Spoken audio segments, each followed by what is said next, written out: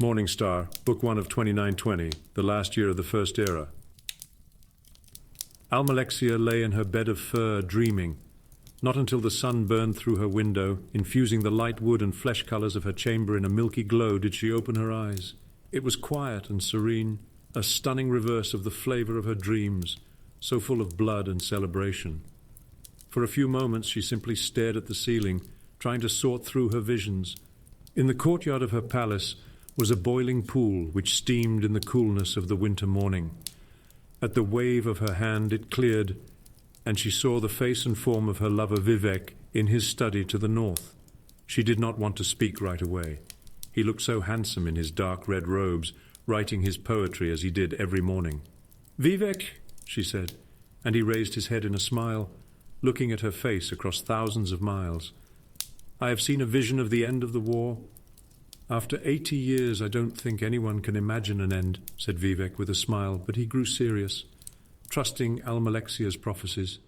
"Who will win, Morrowind or the Cyrodiilic Empire?"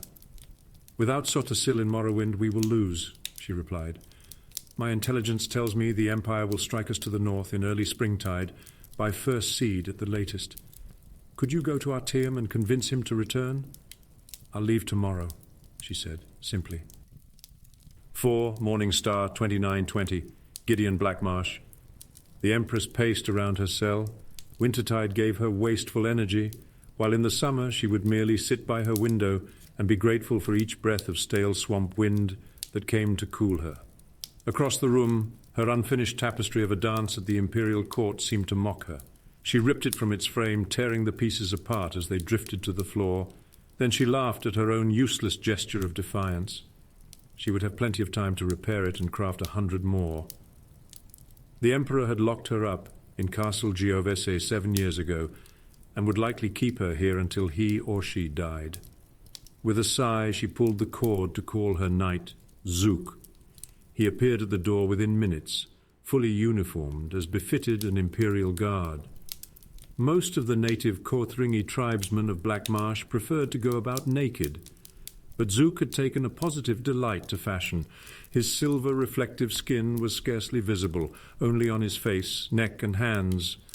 "Your Imperial Highness," he said with a bow. "Zook," said Empress Tavia, "I'm bored. Let's discuss methods of assassinating my husband today." 14th Morning Star 2920, the Imperial City, Cyrodiil. The chimes proclaiming Southwind's prayer echoed through the wide boulevards and gardens of the imperial city, calling all to their temples. The Emperor Riemann III always attended a service at the Temple of the One, while his son and heir, Prince Julek, found it more political to attend a service at a different temple for each religious holiday. This year, it was at the Cathedral Benevolence of Mara.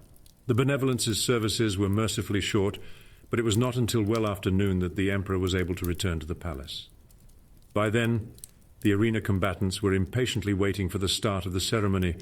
The crowd was far less restless, as the potentate Versidu Shai had arranged for a demonstration from a troupe of Khajiiti acrobats. "Your religion is so much more convenient than mine," said the Emperor to his potentate, by way of an apology. "What is the first game? A one-on-one battle between 2 able warriors?" said the potentate, his scaly skin catching the sun as he rose. "Armed befitting their culture?" "Sounds good," said the Emperor and clapped his hands. "Let the sport commence." As soon as he saw the 2 warriors enter the arena to the roar of the crowd, Emperor Riemann III remembered that he had agreed to this several months before and forgotten about it. One combatant was the potentate's son, Severian Chorak, a glistening ivory yellow eel gripping his katana and wakizashi with his thin, deceptively weak-looking arms. The other was the Emperor's son, Prince Julek, in ebony armor, with a savage orcish helm, shield and longsword at his side. "This will be fascinating to watch," hissed the potentate, a wide grin across his narrow face. "I don't know if I've even seen a Cyrodiil fight an Akavir like this. Usually it's army against army. At last we can settle which philosophy is better. To create armor, to combat swords as your people do, or to create swords to combat armor as mine do.